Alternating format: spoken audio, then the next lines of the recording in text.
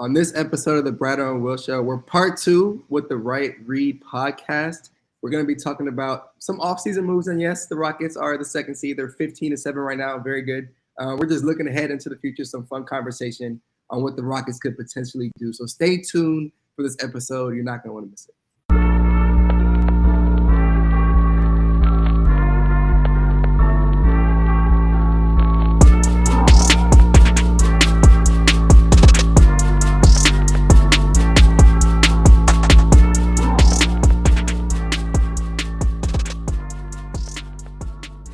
All right, and welcome back to the episode of the Bradeaux and Will Show. Actually, this is part 2 of the episode. Oh, yeah, I'm tripping. There we go. Leave that. It's funny. Keep going. Hold on. It was okay. That's how we had it, right? I'm gonna do that all over. That's how we had it. I'm gonna do it all over. All right. Yeah, both have pretty good. 1 minute 40. All right, and welcome back to part 2 of the episode we started. Might be a day, might be 2 days ago. Who knows when we're gonna upload this one? But it's the part 2 of the Agendas episode. Now we're gonna talk about some trades that we could potentially see in the offseason, or these trades will be offseason potentially. And I do want to go ahead and put this disclaimer out before we kind of get into it, because I kind of know how these things go. We're not trying to trade your favorite player tomorrow. Like, your favorite player is safe. He's not getting traded mid-season. Pretty much all the trades we're talking about making would have to happen in the offseason anyways. So, like, if you're somebody who just wants to the season play out and then kind of reevaluate from there, that's what's probably going to happen no matter what. So, you can relax. I don't got to write those angry comments. We're not trying to trade away your favorite guy tomorrow. Like, it's not going to happen. We're also not the GM. Like, you said what happened? We're also not the GM. Like, yeah, we're not the GM. Yeah, I can't. Wait, no, you didn't hear? Bias GM down there. He makes every single decision, bro. You didn't know that?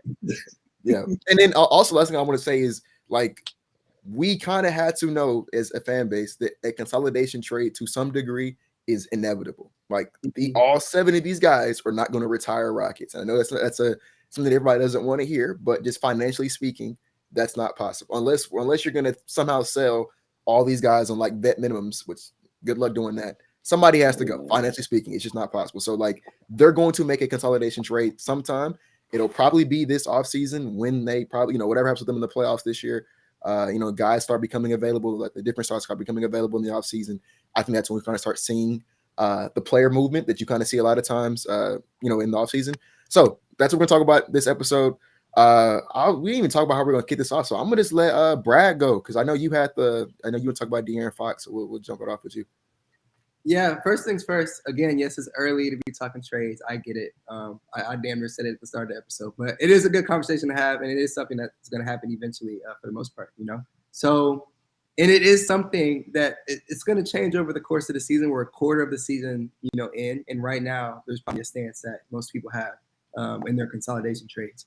5 games into the season, we talked about in the first half of this episode, Jaylen Green looked like the March Jaylen Green 5 games in. And that's when the Giannis conversation kind of sparked.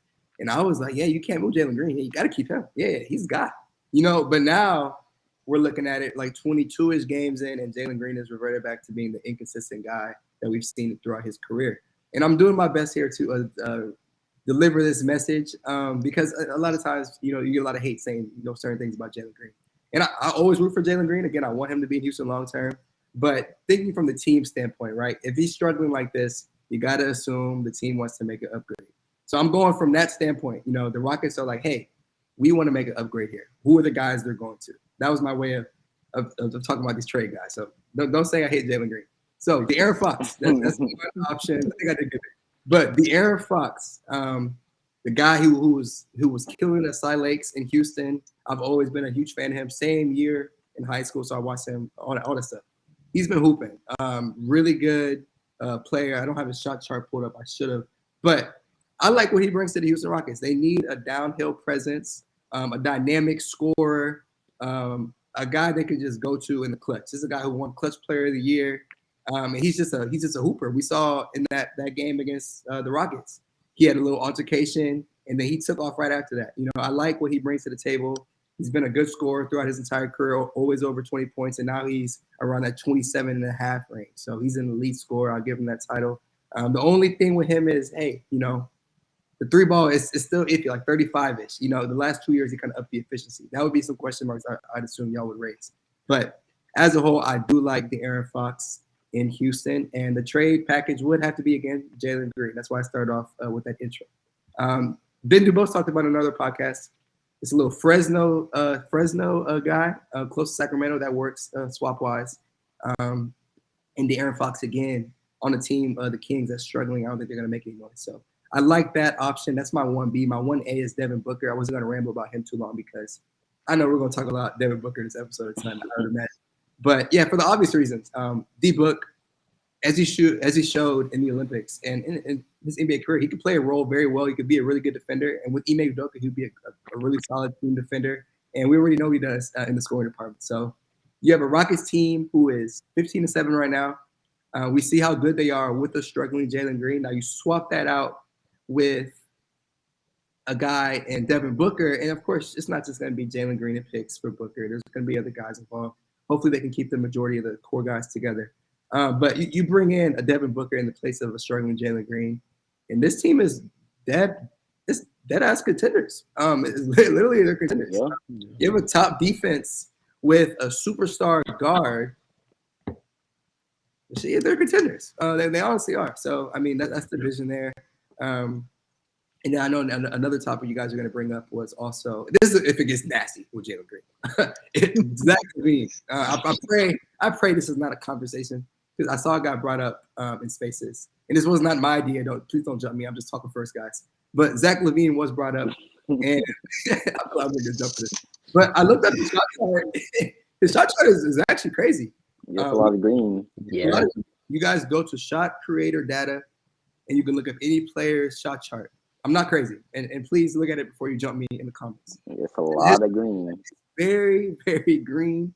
And if it gets nasty with Jaylen Green, again, I'm praying it doesn't because I'm rooting for him. I want to be at Houston long term. Then that could be a swap that is in place. It may be like a 1-for-1 kind of thing. And Dre brought this up to me, so I'll let him go more in depth on that. But if it gets nasty, a Zach LaVine 1-for-1 swap could be in the play. But I'm praying to the gods. It does not get to that point. Yeah. I'm praying that we get a De'Aaron Fox guy in Houston, a dynamic guy, long-term, younger. I can't even say younger. Where's he a guy? 27, 28? He's 26. 26, I want to say. Yeah. He's my class in high school. He's my age. 26. So De'Aaron Fox kind of guy or Devin Booker. Those would be my 1A and 1B, and I will stick to those. I'm praying it's not a LaVine. But I don't know who we had next. But yeah, I'll go ahead if let Drew go. Yeah, I think the idea that the team wants long term is having just another top 25 player that you could put next to Şengün, that is more of a perimeter oriented guy.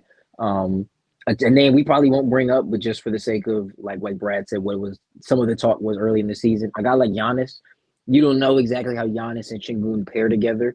Obviously, if you can make that happen, make it happen. Stone, we're not saying no to an MVP, but the idea long term has always been uber athletic or just a super duper elite volume scorer on the perimeter next to a guy like Şengün, somebody that can play off of handoffs, off of screen and roll with him, be a catch and shoot guy. And funny enough, that idea is Jaylen Green, right? That's the idea that we all wanted him to be, and it seemed like the perfect pairing. And you go back to like the Lakers game, it seemed like Lakers game last year when I think they were the youngest duo ever to have like 30 and 10 or like 20. Like youngest duo ever to have that. Like, yeah, that's the game you look at and it's like, this is why. Like, this is what we want long term. And the two names that keep getting brought up, Devin Booker and De'Aaron Fox, that is the peak version of that, in my opinion, at least. I prefer Devin Booker. I think most people would. I just think he's the better player. And he's the better shooter. And I think he's shown the ability to run some point guard in Phoenix these last couple of years since they've gotten rid of Chris Paul. We all know his better role is more of a secondary creator, a guy that can hit, catch, and shoot threes, a guy that can operate some pick and roll, but it's more of the swing, getting to his action. Let him get to those one dribble pull-ups, let him get in isolation, which is the one thing we are missing on an insane level compared to other teams, is really having a true ISO scoring threat. I don't think we have any player. Funny enough, I think Dylan Brooks is our best ISO scorer points per possession wise. And I don't think he's cracking one. I think he's at like 0.92 or something like that, if it's even that. Like, we're not a good isolation scoring team, and that's something you need in the playoffs and the half court. So We'll get into the details of the trade later once everybody else goes through, but yeah, like don't jump Brad, bro. Like he's speaking the truth. We all kind of we all kind of feel this way. I'm gonna be honest. Like go get a guy. Jaylen Green's got 60 games left to prove he can be a guy. So Yeah, we can go today. I was gonna say, yeah, it comes down to I'm going quick, 5 seconds. Yeah, he literally has these next 60 games to prove he can be a guy. He's got to put together a really consistent stretch. But go ahead. For sure. Oh, okay. Well, yikes. I ain't gonna lie, man. I'm a little bit more anti De'Aaron Fox, so it's kind of nasty. It made me go like directly after Brad. Y'all is both talking about grabbing him, bro. I think to me, the thing with the De'Aaron Fox thing, because we're also like we mentioned the book and stuff already. I think that archetype of scorer is not necessarily the most ideal. You know, a guy who's primarily in between, take a lot of shots, a lot of floater range shots, a lot of mid range shots, a lot of longer twos, not that many pull up threes, decent catch and shoot volume, but not that high. Decent rim volume, but not that high. And then obviously like the free throw rate is not there, right? And funny enough, Fox has a worse free throw rate than Booker, which is very counter to probably what you would think, considering how they look Did not aesthetically. know that.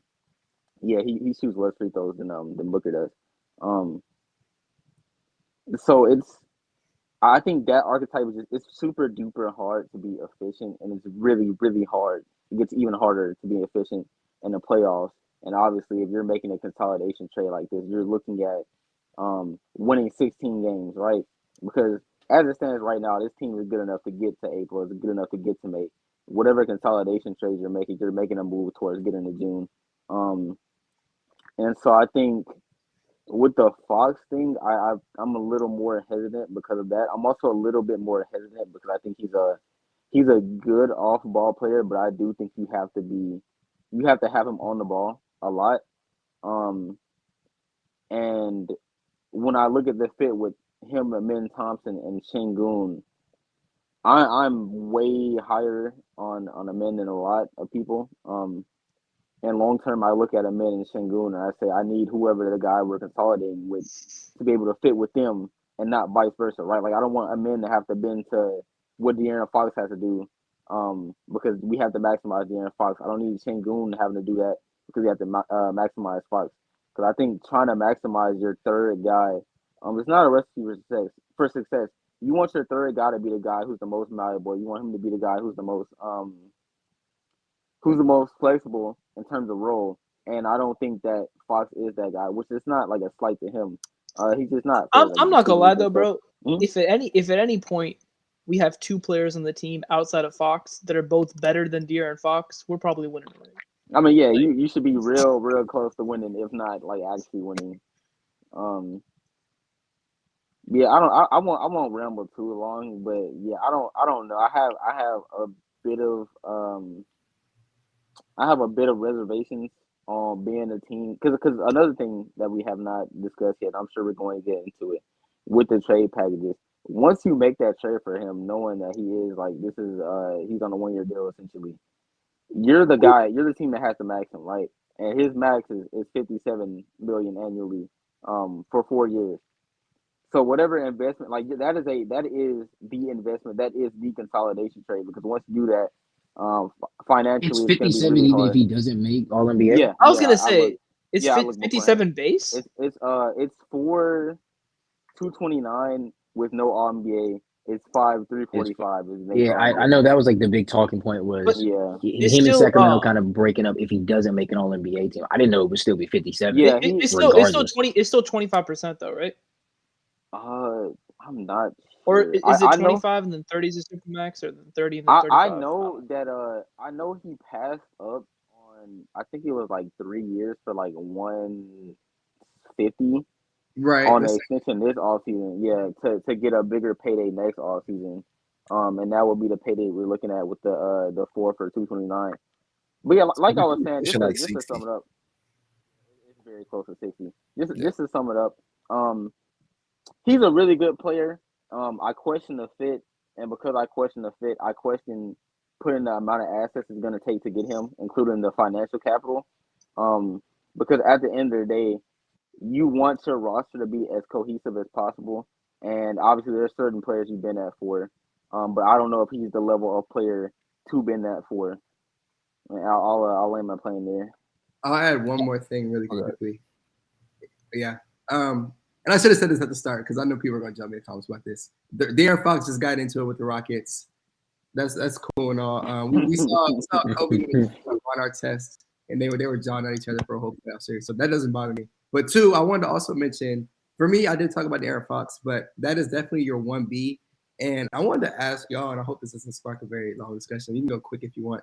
But if under a scenario where the Phoenix Suns do very bad this year, right, and they don't blow it up, but it's like, damn, they might blow it up in the year after that. Do you almost stay patient with the Jaylen Green who just struggled, and maybe kind of consider the LaVine squad? Can I jump? Yeah, so can I jump in here? Because that was what I was gonna say. So that was the point I was gonna make. And then I want Asad to be able to kind of make his, because I think he's gonna kind of rebuttal to my rebuttal. So I tend to agree with a lot of what Isaiah said. I think that and like y'all can crucify me in the comments all you want, whatever. But we can revisit it in 2-3 years and see who was right. I believe a lot in Amin Thompson and Alperen Sengun. I really do. I think that those are two high IQ special players, right? And like this is coming from somebody who 2 years ago wasn't even sure if he wanted to build around Sengun. Like I've seen enough from him since 2022 to be like, nah, this dude is legit. And then like I was obviously high on Amin Thompson coming out of the draft or coming into the draft. And then like obviously he's shown us a lot in games. Like I believe he's going to be one of, like I think either him or Sengun, they're gonna be the best player on this team.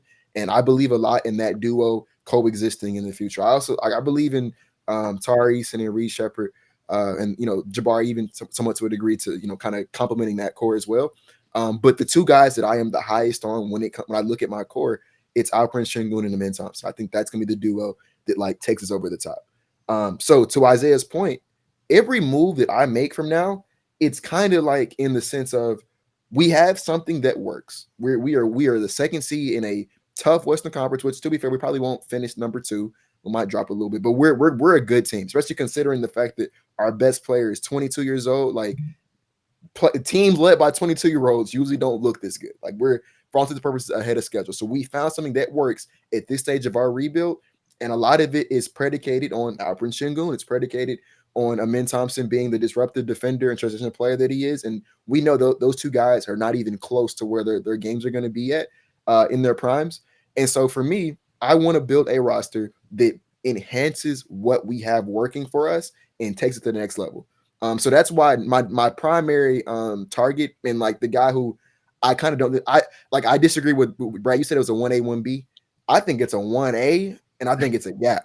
I think there's a gap between Devin Booker and De'Aaron Fox for this team, because I think what Devin Booker does fits in so seamlessly with what we're trying to do with Amin, with Sengun. I think Tari fits into that equation great. I think Bari fits into that equation great. I think Reed fits into that equation great. I think you could like run a lineup with those guys plus Devin Booker. Like obviously, unfortunately, Jaylen Green and probably Cam Whitmore are probably going in this trade. So let me go and knock this out. This is all contingent upon Jaylen Green not showing us something in the next 60 games, which who knows. But assuming he doesn't, yeah, like I believe in the guys who would have left over complementing Devin Booker, and that team kind of not necessarily be able to win a ring in year 1 or year 2 of being together. But I do believe that they can go out there and like I think they can go to the conference finals and like really give a team a run for their money to go to the finals, right? I really believe that. I think De'Aaron Fox is not quite as seamless of a fit because of that reason. Now he's a talented player, and like if I'm out of options, I am not saying no to De'Aaron Fox. Like I want to make that very. I'm not anti-Fox, although I am kind of on the fence of like I'm going to evaluate all my options. I'll kind of get to where I'm going with that in a second. But if like that's what's on the table, like obviously he makes us better than what we currently have. So like I'm not just going to be like, no, I keep him away. But he's not the same level of like the off-ball player. Like Isaiah said, you want the ball in his hands more than you want him off of the ball. And like I think we would benefit more from bringing in someone who is a capable on-ball player, but primarily operates in off-ball opportunities like a Devin Booker can. And like, so like I always talk about the movement shooting, the coming off pin downs, like that describes Devin Booker more than it describes De'Aaron Fox. So like that's kind of why like I'm kind of not like I'm not anti-Fox, but like to me, it's not a 1A, 1B. I think it's Book is the 1A, and I think Fox is kind of far behind, or not far behind, like a little bit behind. But the interesting part, and it's the part where y'all gonna kill me in the comments, and I'll let Sock be idiot for it. I think, and I reserve the right to 20 games, but I think as of today, December 4th, 2024, I would rather trade for Zach LaVine over De'Aaron Fox. And let me explain why before y'all get the pitchforks out. The reason why is, one, I think it's going to cost us nowhere near as much. Like Zach LaVine's value right now in Chicago, one, that Chicago GM is just handing out good players. Like he gave away Caruso for Josh Giddey in a contract year. And Josh Giddey was, probably the worst rotation player in the NBA last year. And even if you don't think he was for sure bottom 5. He's in a contract year like that. I don't know, man. You gave away probably the best role player on the market for probably a negative asset. So like they're giving away players in Chicago. And they're not even extending him either. Yeah, and it's weird. I don't know. Like that was such a. And to be fair, Caruso hasn't played the best this year in OKC, but you don't we're looking at what he was leaving Chicago. Like that was such a weird deal to me. But so one, the GM is kind of giving away players, but number two, like every report from national and local Chicago media, so they just want to get rid of LaVine. It sounds like they just want him off the team. And it sounds like LaVine kind of is. I think he kind of wants to pick his next destination more as opposed to just getting moved. I think that's one of the reasons why he held out last year. So they're I think he was going to go to the Pistons. I think he didn't want to go to Detroit. So I think that situation is get him out of here. And so I think there's even a world where you net positive value in receiving Zach LaVine because the Bulls are just get him out of here. But I think worst case scenario, if he's still there, I think a Jaylen Green for Zach LaVine 1-for-1 swap does. And it's this is something Jaylen Green is still inconsistent. Still, you don't really know what you got in that guy at this point in time. I know that Zach LaVine is. I think this season he's averaging 22, 4 and 4 on I looked it up. I think he was shooting 42% on 7 threes a game, which is absurd. You look at his shot charts, nothing but green. He's a movement shooter, knockdown shooter, can score at all 3 levels and get to the rim. He in theory is Jaylen Green light, idea of Jaylen Green light. And so I look at that, I'm yeah, I would probably rather do that because that fits in better with what I want to build than what a De'Aaron Fox would, especially when you factor in he's not going to cost us half as much, right? It's just I think, in my opinion, I could be wrong here. I think it's just I think Jaylen Green would be enough to get Zach LaVine on this team. I think that would literally work 1-for-1. And then I'll end my plane by saying I know the risk of it is the fact that Zach LaVine is kind of injury prone. I think that's kind of the biggest thing because he's production wise relative to his contract. I think he's making $45 million, I think, for the next 2 seasons, or $45 million a year for the next 2 seasons. But I know the concern everybody has is his injury concern. So I have pulled up his games played since 2021. So if you remember, 2021 was the COVID shortened season. So he played 58 of the 72 possible games that year. He played 67 of 82 the year after that, 77 of 82 the year after that. Last season was the year he played 25 games. Now, mind you, that was because he didn't want to get traded. He went and got surgery that ended his season because he didn't want to get traded. And then this year he's played, I believe, all but 2 of the Bulls games. I think that's what I looked at when I looked at earlier this year. So that's not really for what people you would assume this guy is a Zion where he's missing whole seasons or missing 60 games. That's not the lowest amount of games he's played in the last 3 seasons is 58, and that was of 72 possible games. So he probably would have had 60 play games that year if it was a full 82 game season. And at this stage of NBA, these guys aren't playing 82 game seasons no more. If you get a guy who can give you a good 65 games a season, that's probably considered healthy at this point in time. And so I look at it he has, after this season, this trade would take place in the offseason. He would have 2 years under his deal.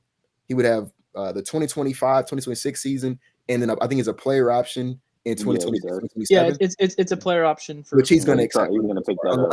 Unless he just balls out, which odds will be a great thing. He's going to accept that deal. Accept that option. So you have him essentially for 2 more years. I look at it you have 1 year to show, if nothing else, to just upgrade from what you're not getting a shooting guard position right now.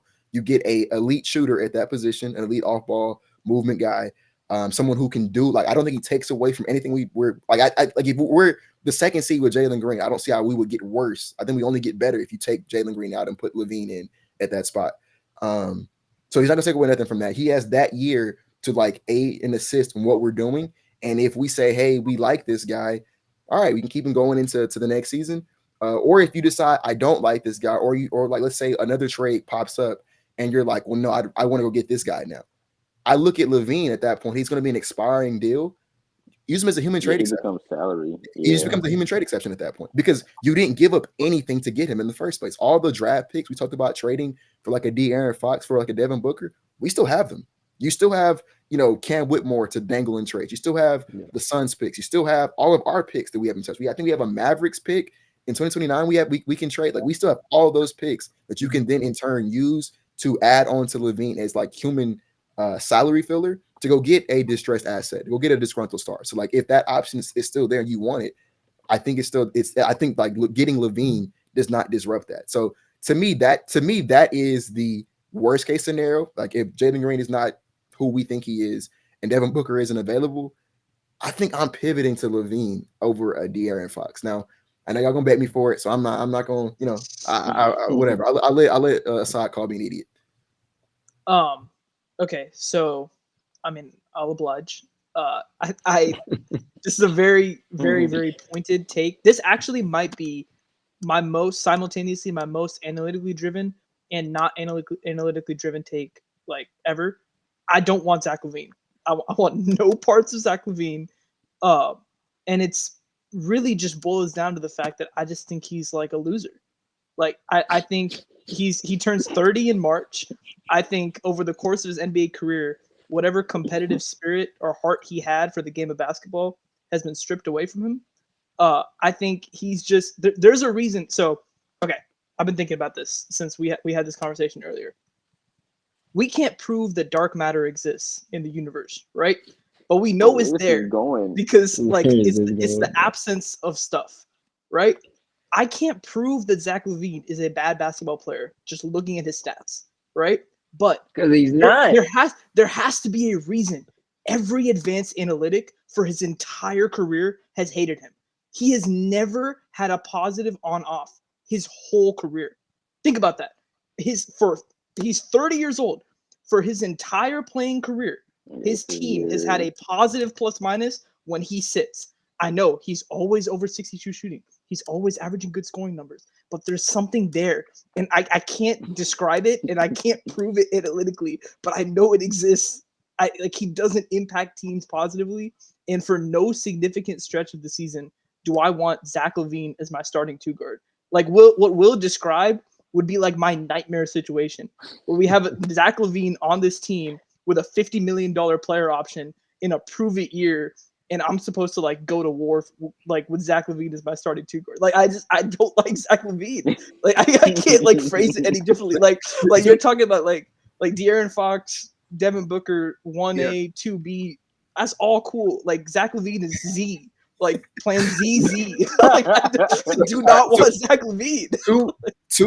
And I'll let you finish. I do want to throw in some numbers real quick because I did just kind of say some things. Go ahead. Yeah. So this season, right, LaVine's average. I'm gonna round up or round down here. 22 points, 4 rebounds, 4 assists, 50%, 51% from the field, 43%. So I was actually percent off. He's 43% from 3 on 7.4 attempts a game. And he has a 64 true shooting. And then if you go back to the season, because like I get Assad's point about him being a career, like he hasn't been on a winning team in ever, right? None of his teams he's been on have been winning teams. But if you go back to the 1 year where he was on a team that, before injuries took over, was like somewhat good, like when Lonzo was healthy, when Caruso was healthy, when that team was kind of that team, they were actually like pretty solid in 2022. That season, he averaged 24.4 points per game, 5 rebounds, 5 assists. He shot 39% from 3 on 7 attempts, had a 61 true shooting. And then you go a year back from that, 27 points, 5 rebounds, 5 assists, 42% from 3 on 8 attempts, and he had a 63 true shooting. So like I understand you know what's so crazy about that season though? Go ahead. You know what's crazy about the season? When he was on the court, plus 0.3. When he's off the court, plus 5.5. In a season where he's averaging 27. Let that sink in. He's averaging 27 on 50, 40, 90 splits. And his team is better when he's off the floor. It's dark matter. I'll say this about LaVine. he has been a very unfortunate recipient of bad coaches. Like the best coach he's played for is Billy Donovan. Yeah. Like honestly, it's Billy Donovan is the best coach he's ever played for. You could argue. Who was the coach when they was in Minnesota with Cat and Wiggins? I was Oh just my gonna gosh, that Ryan Saunders. yeah, that was Saunders. That was Yeah, I think before that, who was it? yeah, like he's never had like anything we consider close to like a top 5, top 7 coach in basketball. Like Billy Donovan has probably been his best coach throughout his career. He's never been put in my opinion, at least, he's never been put in the position to genuinely succeed in the right defensive role and being able to play off of a good team. Like to Will's point, the one time you saw him playing off of what you kind of need around, I know Assad hates it, archetype talk, but what you kind of need around that archetype of player, elite playmaker that's going to play both sides of the ball, Amen Thompson, a really, really talented center. I know Şengün's way better, but when Nikola Vucevic was for that team, Şengün will be that times 20. And then surrounding that with just elite defensive wings. They only had Alex Caruso. We would have Tari Eason, Jabari Smith Jr. He wouldn't have to go at all in any of these packages. Reed Shepard's still there. Reed's offensive issues have been whatever. I think he's been a neutral on defense, and I think his hands defensively are going to allow him to be really, really good in the long term. Still have Amen Thompson there. If Fred ends up buying in or opting out and then buying back in on a cheaper deal, Fred's still around in town, and Dylan Brooks is still around. He would have more than enough pieces around him to hide the flaws we know he all has, and we're only asking him to do the one thing that he's better at than 99% of humans to ever pick up a basketball are, and that's put the ball in the basket super effectively. Like, say what you want about Zach LaVine, go look at his splits from the past, not just this season, the past 5 years. Like, he is one of the best high-volume scorers. And, like, it's legitimate, like, 27 on 60, 25 on 60. He is the epitome of what a high-volume two-guard is outside of the Devin Bookers, Donovan Mitchells of the world, and Anthony Edwards. It's Zach LaVine. That's the guy that you envision. And you put him on this team with Ime Udoka, better athletes around him. Honestly, man, I love the idea of it. I don't love the contract. That's the only thing that's holding me back. I don't love his contract at all. $57 million is a lot. Like that's a lot of money for a guy that you then have to re-sign or it's pray 49 you can move. for the record, but It's a 10% trade kicker. I want to say this. Yeah. Oh, I didn't know it's 10% that. trade. It'd be 57. Yeah. I mean, but even Or 55 to something like that. Yeah. So I'll let you go. I want to ask. you. I want to say one thing, and then I want to ask you a question. And I'll let Brad go. So I didn't know about the trade kicker, but even with that, like I said, I look at it like this is this is assuming that Devin Booker is not there, and Jaylen Green is like, all right, man, like we've given you 4 seasons, and it's like it might just be time for you to see a change of scenery. Like that is what has to happen for me to be willing to go for Zach LaVine. So with that table set, I look at it like he has, whatever with his trade kicker or whatever. We said what, 50 million at that point with the trade kicker. Yeah, Like I think it'd be whatever 10% of what the 47 is. That'd be like 55. like 52, something like that, like 52. I mean, to me, it doesn't quite matter because in this scenario, to spend that money on much else at that point in time, I'm for the most part taking a team that's right now the 2nd seed and addressing one of their biggest weaknesses while not altering any of their strengths. I mean, sorry, without altering any strengths, we're keeping what has got us the 2nd seed and just plugging in what we're missing from our shooting guard right now. That's all I'm doing. My counter to that would be, and then like I said, if you don't like what you see, if you feel like that's not what you want to have long term, or like let's say another guy pops up and you're like, I want to go get that guy this summer. I think you just look at LaVine then as a human trade exception. You just use we see expiring salary all the time, plus picks and young players. That's what because most of these superstar trades these days are centered around salary filler, young players, and picks. Just look at LaVine as a salary filler in that scenario.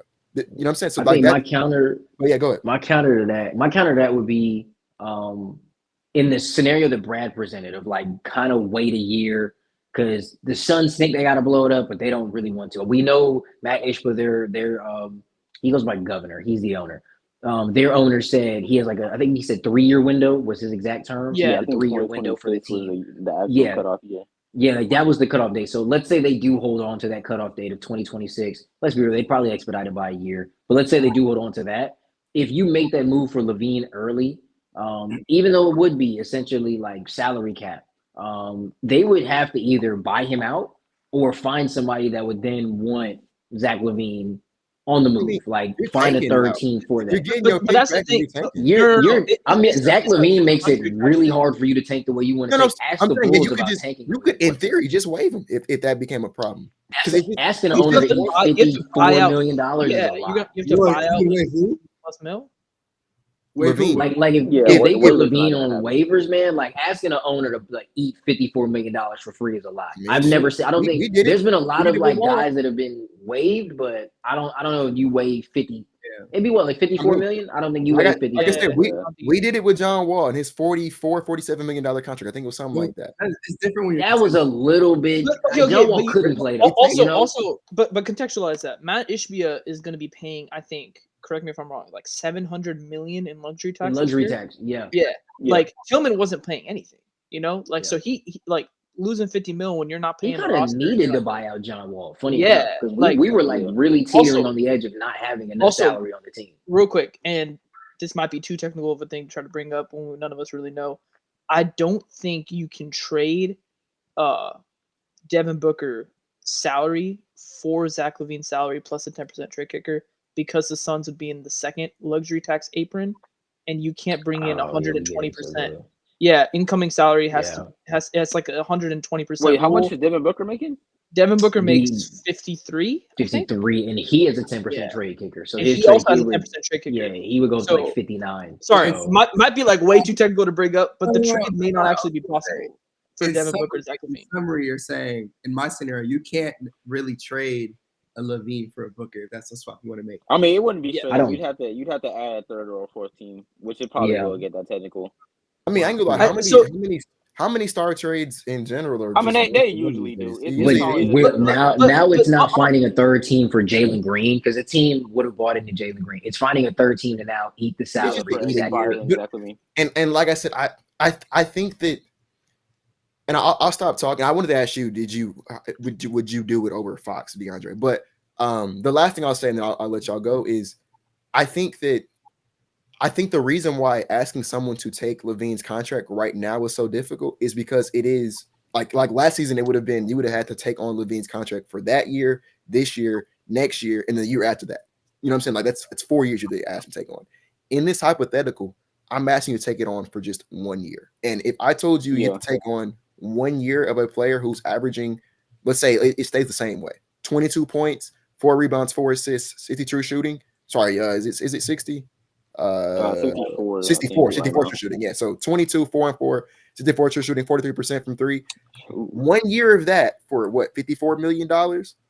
But the problem is, Yeah, but you got to The problem attach is- assets to that third team now. It- Like yeah. it's just too many moving parts. When and you the throw only LaVine into the that. only team that will take that is a tanking team with cap. I mean, space. that's the idea though. Is that your but goal? but who? Okay, so because What team attaches assets now? Are we Yeah. giving up an asset Yeah, from we're Phoenix to giving up give it assets. to them?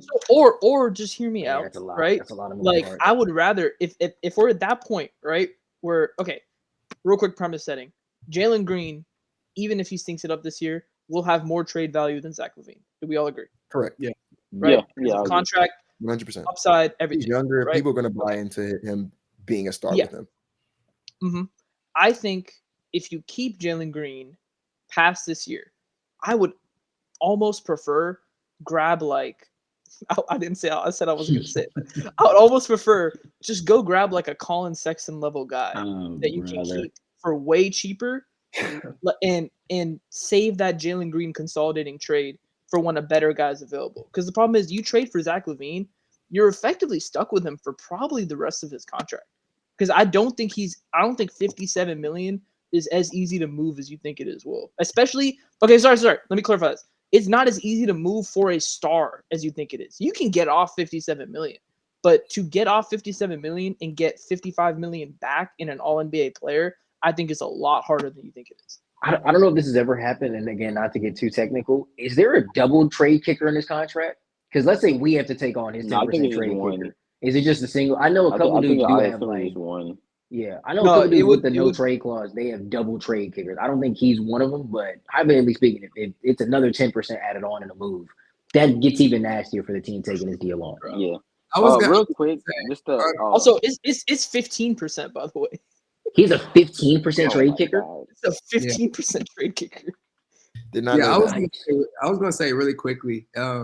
When we drafted Jaylen Green, if you would have told me he was gonna be in LaVine and Colin Sexton trade talk, so sick. I'd probably be depressed. I've been thinking that this whole episode. It's gotten to this point. But again, we have 60 games to see what happens. But this is a good conversation. Like analytically speaking, like what moves are we going to be able to make, when this happens? And it's realistic that, the Suns flame out early and okay, we still want to hang on to Booker. That's That intermediate range is going to be interesting because the Rockets may want to hold out and the end game for sure should be Booker. So it's like, damn, do we want to keep Jaylen? I would prefer probably just to keep Jaylen if you want to wait it out for Book and we're not on board with I'm not gonna lie. I don't think we can do that though, man. Yeah, I was gonna say I wanted to offer a counterpoint to what Asad said because so two things. So one, right? Mhm. I think if it gets to a point with Jaylen where you have to bring in a guy like Colin Sexton because it's like the efficiency so bad, like he's still just statistically speaking, like please don't jump me either. Still like like an unimpactful high minutes player, right? So you have to make it like another guard. If you keep him past like that year, his value effectively does like only start going down one. yeah.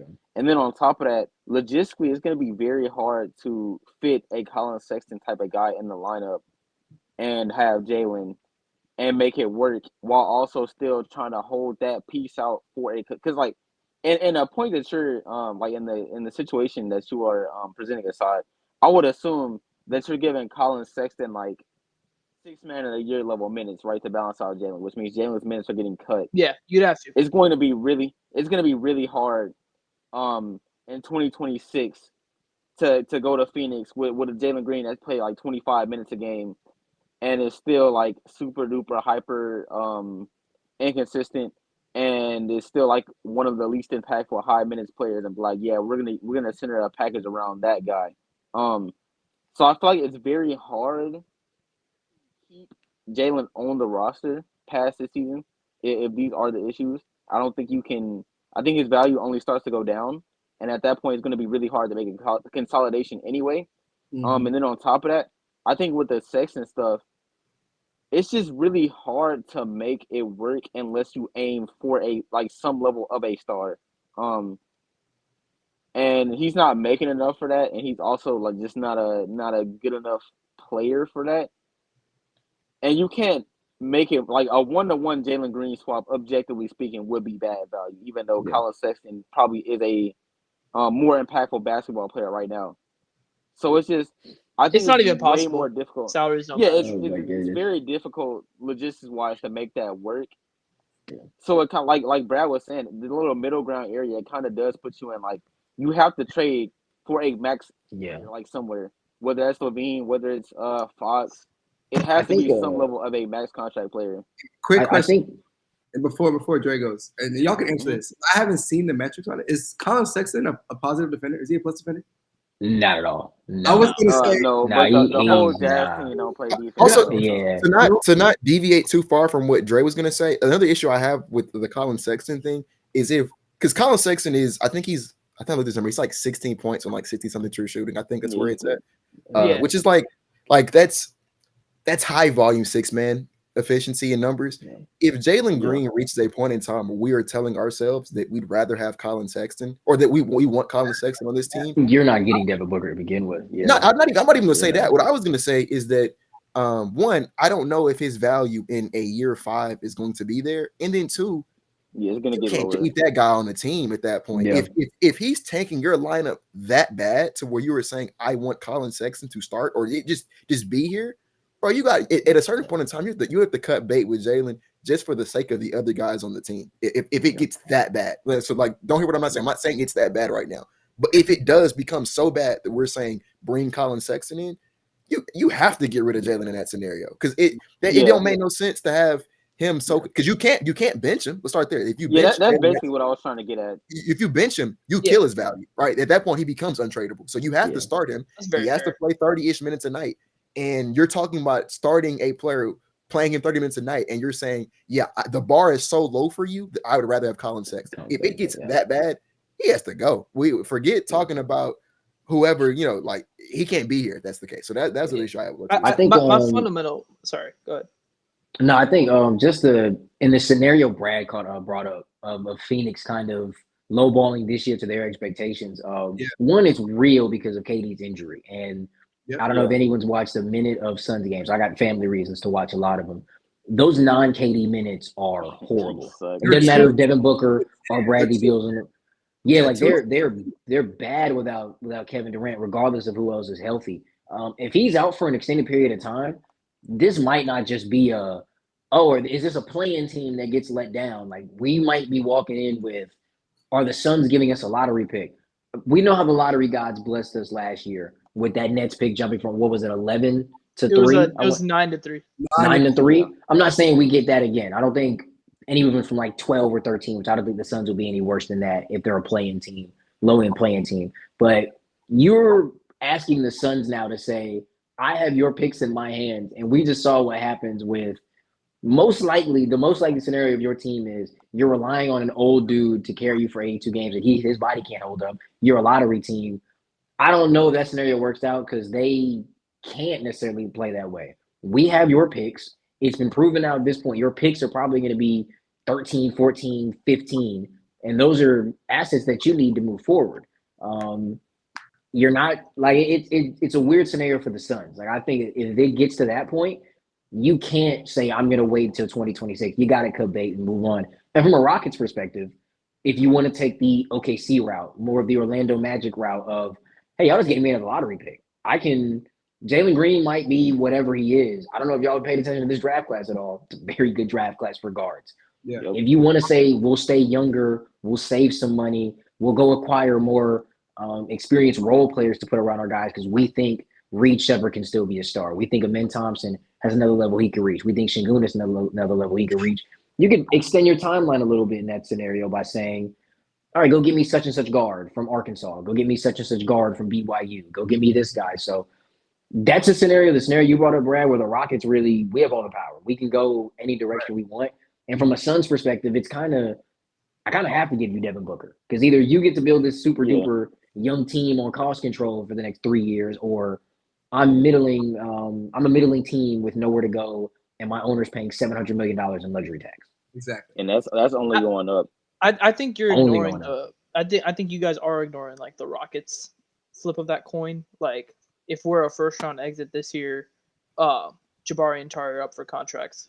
Following year, Amen and Cam are up for contracts. The year after that, Reed's gonna be up for a contract. Like our timeline is also like I don't want to say expedited, but we also can't just like sit around and do nothing and just keep drafting young guys and like keep funneling the team. Like at some point, we're either gonna have to pay these guys, let them walk, or trade them. And I slightly disagree with that. I would say. I mean, Stone has mentioned before he feels like there's a pathway to pay all these guys. He did a good job starting off with the extensions for. Shay, man, you see that Şengün contract? He might be right. Man, what? Yeah, he'll get paid $40 million less than the max is amazing. And then you also have. We'll see what happens with Atari and Jabari. Jabari again, he's underperformed from his ideal standard. I still think he's a good fit prototype wise for this team. But there's a pathway for them to make it work. In my personal, I don't think we have any. Şengün is a max player. We got lucky by not giving him a max. I don't think any of these other guys have showed that they are max players. I think by the time Amen's contract is up, he'll probably be at that point then. But I've seen Rafael Stone in negotiations since he became our owner. Amen Thompson might get fleeced, and I don't know if he deserves to get fleeced. Amen Thompson might get fleeced. I hope he got a good. But even then, bro, like even a fleece is like 15%, 20%. Like that's a lot. That's a big deal. No, but that's my point. But I'm saying, like, you can't give every single person. Like, it's just logically, like, what are you gonna do with Fred's contract? Dylan's still gonna be making like 20, like making like 15, 16% of the cap. The good thing is like all these dudes are on bird rights. So if it honestly, we're talking about Stone, we're talking about the players. It comes down to what Tillman wants to do.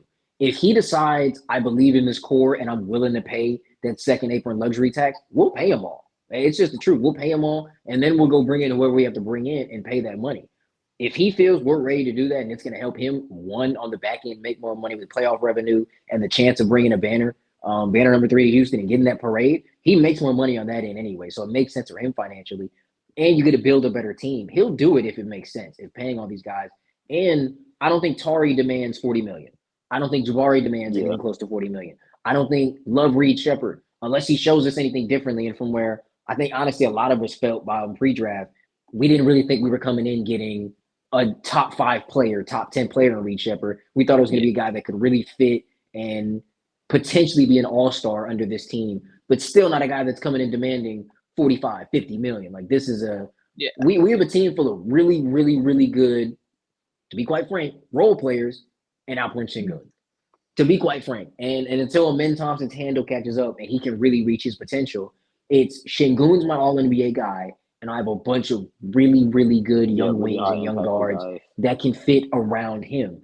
Financially speaking, you can make that work. And if you do pay, let's say Tari gets 28, right? Jabari gets 28. Now these contracts look really, really good in trades. Like, I think it does work out. Yeah, they do. On both sides of the coin. And if they do want to go the way of, all right, Phoenix, you're going to play hardball. I'm going to keep getting these young guys. I've seen it work for OKC. Orlando looks pretty dang good right now. Like, the Celtics quite literally built their model off of doing that, off of continuing to draft young guys and then trading for the pieces that they felt needed to fit around it. Like, that kind of is a model that works as well. I mean, I think it could work. I get what you're saying, but you're throwing like 28, that's 56 at 37. Like, you're already at like 93 mil, right? And that's just 4 dudes on your roster. Like, that's how the NBA is now, though. Everybody. Yeah, but my point is, you can't be paying that much money when 3 of those dudes are role players. Like, the real way majority of the league now. No, but majority of the league is paying like 1 max to like an actual all NBA guy. We'll have Şengün, right? But you need another guy. Like, I think Şengün, and this is not just Şengün, this is every big man throughout NBA history, right? Kareem had Oscar and then he had Magic. Shaq had Penny and then he had Kobe, right? Hakeem is like the only exception, right? That he didn't really have like, and even he got Clyde, right? But he won a ring without Clyde, etc., right? Jokic had Murray, right? Like, every single big man needs someone, at least like an all-star level guy on the perimeter. And as much as I love our core, we didn't draft one of those guys. Like, just being honest. Like, I don't think we did. At the very least. Yeah, like maybe Reed, maybe. But I didn't think that pre-draft, so he'd have to show me something. So it's like, I mean, that's why I feel like stuff is kind of what. Yeah, that's why the conversation comes up. I think the organization recognizes this too. I don't think it's a coincidence that the players we've kicked the tires on have been Donovan Mitchell, Devin Booker, De'Aaron Fox. Like, we are looking for a perimeter All-NBA All-Star scoring guard. I wanted to ask, so I think I know where Brad and Assad lay on this. I'm not sure. I think I know where Isaiah is, but I don't know, and then I don't know where DeAndre lands on it.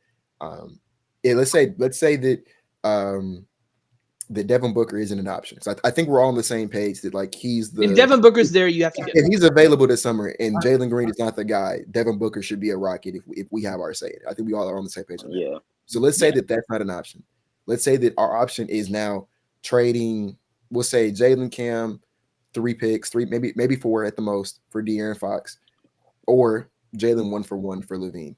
What is your Isaiah, I'll let you go. Which deal are you taking for next? Or are you saying no to either? Are you saying no to either?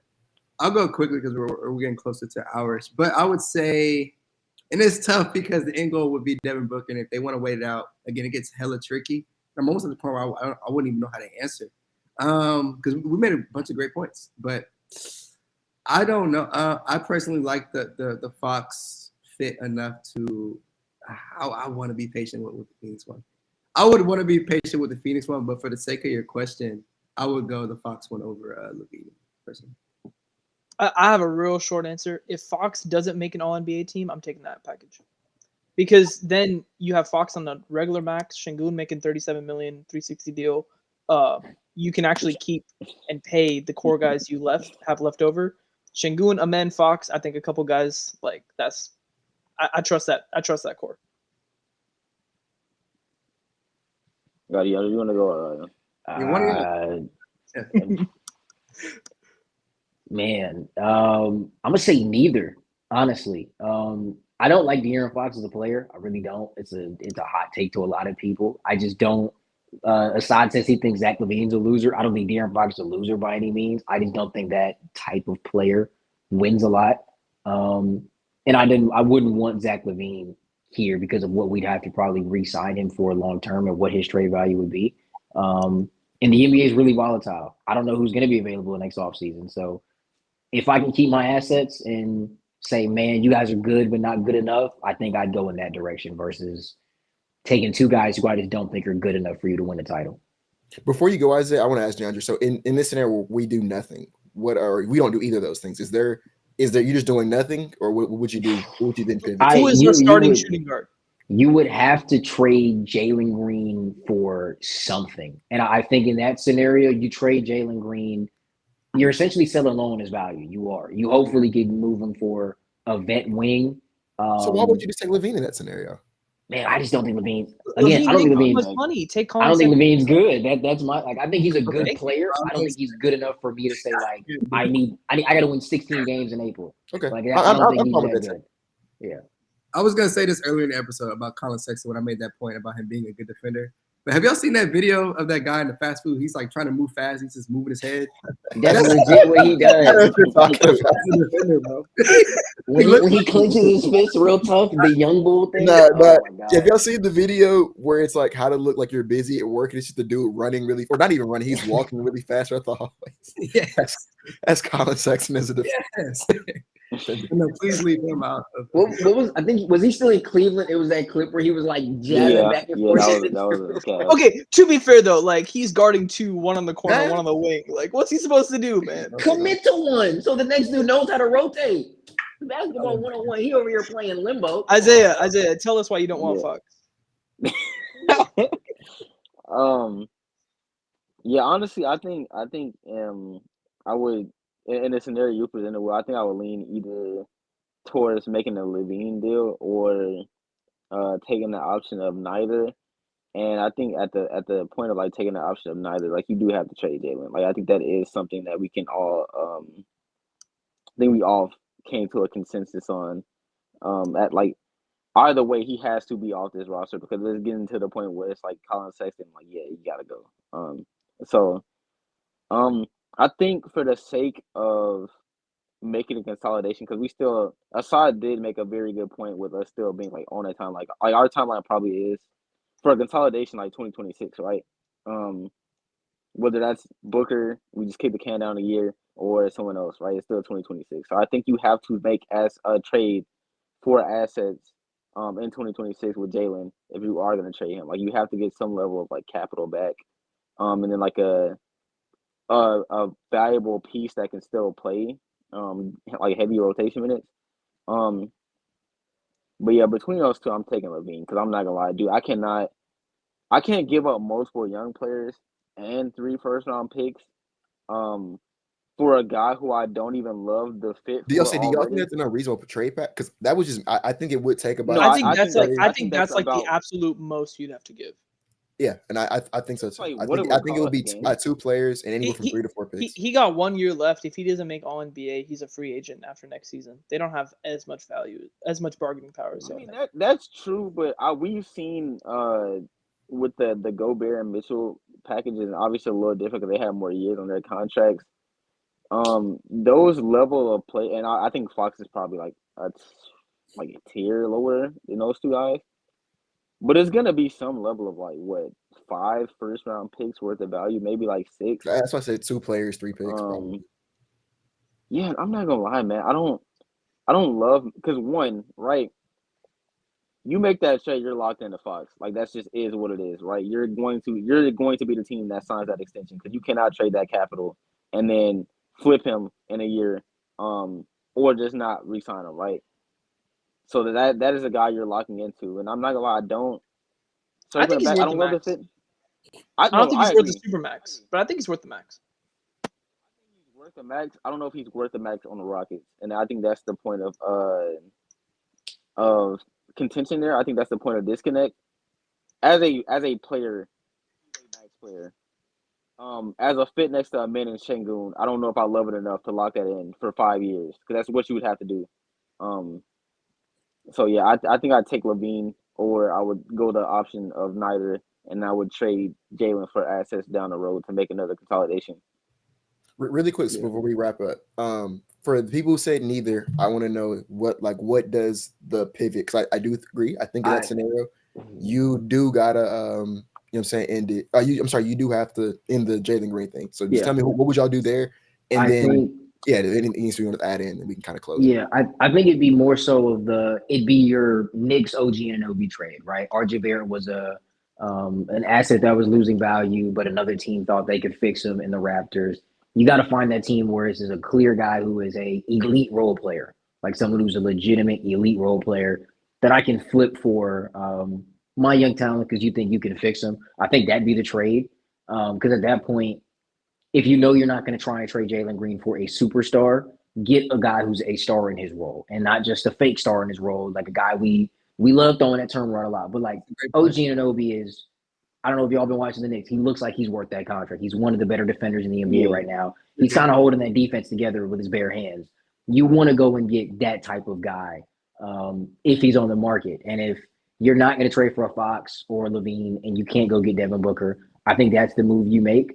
Because one, then that guy is able to be flipped, or I don't want to trade him, but that guy makes Dylan Brooks more movable. That guy makes a couple other assets more movable because it's, well, I know you fit long term because you're just really good at basketball. So that's what I would do. I'd pivot to that direction. Yeah, I logistically it wouldn't work obviously because Brooklyn is tanking, so like they're not gonna trade you their picks back as they're tanking. Like they would just trade it back for their picks. But I think ideally you'd be looking for like a Cam Johnson tier of player because I think Cam Johnson's a good enough player to where he can play, 30 minutes. Like he can be a high minute player on a playoff team. So he can slot into kind of, obviously, I think he'd probably be playing at 3 and Dylan would be playing at 2, but he can slot into like that minute slot that Jaylen has. And you probably want to get like a pick or 2 back. Once again, right, to kick the can down, to kick the can down the curb on the consolidation. You want to get pick value back for Jaylen also. I don't know exactly what player or team that would be because it's not that many highly valuable role players that are available in the first place. And I think it would be very hard to make that fit with Jaylen. But ideally, that is what you want, though. There's a name I want to say, and I don't want to start a discussion because we kind of got long-winded. Yeah, we've gone a little too long. I kind of want to hear his name. I ain't gonna lie. It's not a role player, but it's a guy I love, and I know another guy on this panel feels a certain way about him. Atlanta looks like they might want to rebuild. I don't know. I might make an inquiry about Trae Young. That's just me personally. I might make a phone call. That's another. That's the when we go to the Right Read podcast. We're gonna talk about that one because that's sorry to bring it up, but I don't know. Might be something I gotta make a phone call. 17 points, 6 of 19, 4 turnovers tonight. He's not playing next time for Shane. He's not playing next time. Well, all right, we can wrap it then. Episode obviously went a lot longer than we anticipated, but that's what happens. You have much people, good conversations. Appreciate you guys for joining us. Isaiah, Asad, DeAndre. I'm gonna shout out the Right Read podcast again. You can find it on YouTube. It's gonna be on Apple and Spotify real soon. Make sure y'all go follow those guys on Twitter. We'll make sure we put their socials in the description so y'all can tap in with them. If you missed any episode, we appreciate you for listening this long because obviously it was a lot longer than we anticipated. We had to break it up into 2-part episodes. But yeah, that's it. Brad, do you have anything on that before I kind of got up out of here? Make sure to sub to these guys' podcasts, the Right Read podcast, and sub to our podcast as well. We're close to 3,000 subs, so it's much appreciated. Show love. But that's all I got. Thank y'all for joining. We'll get these guys back on eventually, and see you guys soon.